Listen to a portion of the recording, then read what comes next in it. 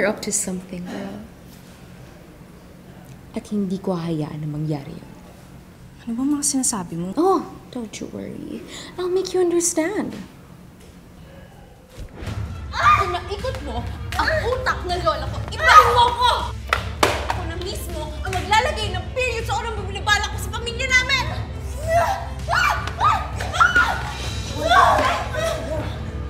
Bitawan mo ako! Umalis ka dito!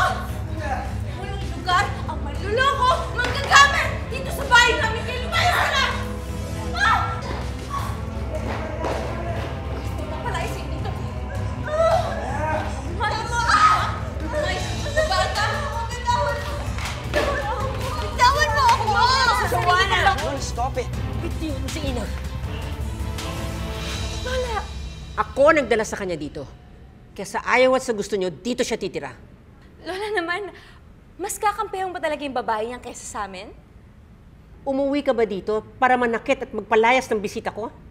Well, Lola, I just did what I think is right, okay? I'm just protecting our family from a complete stranger na nakilala niyo lang ilang weeks na pinapatara niyo na agad dito.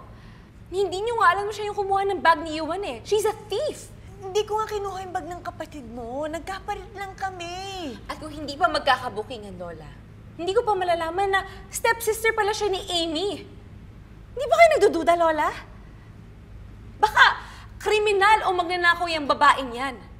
O baka naman part ng to ng master plan niya, hindi ba? How can you trust her that fast? Hindi ako naniniwala sa mga iling-isip niyo tungkol kay Ina. You know what? Whatever. Basta ayoko siyang makasama dito. Ayaw mo makasama si Ina dito. Very well. Umalis ka na tulad ng lagi mong ginagawa.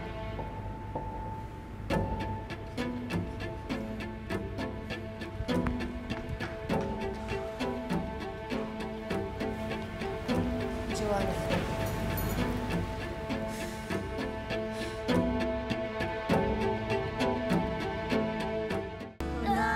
Hindi ko po talaga ninakaw yung bag ni Yuan. Nagkapalit lang po kami. Hindi ko rin naman po alam na apo niyo pala yung mayapang na Yuan na yun eh. Pero, promise po, Lola, wala akong gustong nakahawin o pinaplano. Wala po kayong naisip na gano'n. Ina, you don't have to explain. I'm sorry sa lahat ng mga ginawa nila sa'yo. Grabe la. Ngayon ko lang po na-realize na doble-doble po pala yung disappointment na nararamdaman niyo. Sinabi ko na sa'yo, di ba? Puro sakit ng ulo ang dala ng mga apo ko sa akin. Sayang nga po eh. Hindi nila namana yung kabutihan niyo at yung pagpapahalaga niyo sa mga pinaghirapan niyo.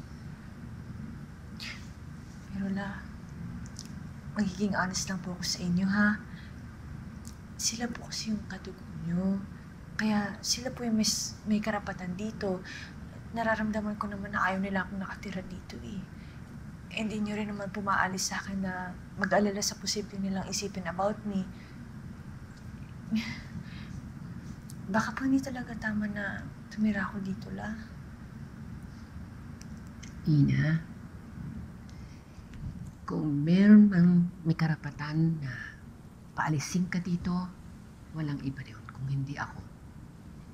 Kaya huwag ka makikinig sa kung ano man ang sabihin nila sa'yo. Hindi yan, no?